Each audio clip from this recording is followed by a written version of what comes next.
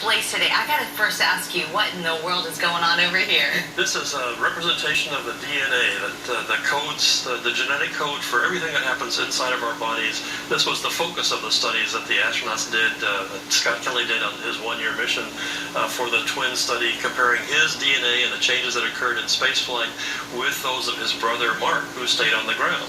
And you're going to release even more information and just walk us through what you found out on Monday? The results were published in the prestigious journal Science on April 12th, and we're having the first public rollout of the results at Space Center Houston, which is, as you know, Houston's leading science and space exploration learning institution for spaceflight. We're talking about the DNA results on Monday. We have a public event. First thing...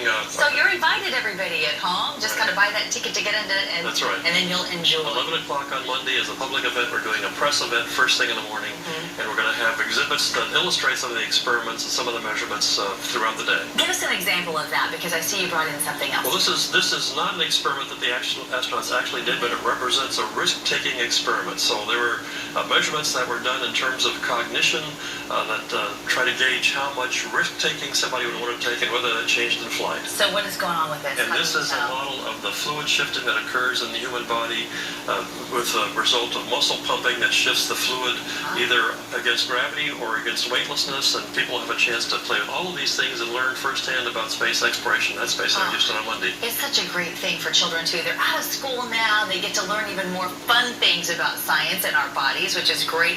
What do you plan to do with the information that was learned in a major study like this? How does that help NASA with the astronauts? This gives us new insights into the way the human body responds to spaceflight, and by looking at the genetics for really the first time in detail on Scott Kelly's mission, we see areas of future investigation that will tell us more about the changes in the human body in spaceflight, but the goal is to prepare astronauts to go to Mars.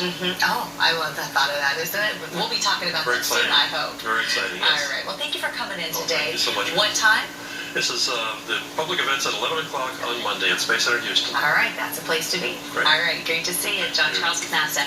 It's 7:25 right now. Could President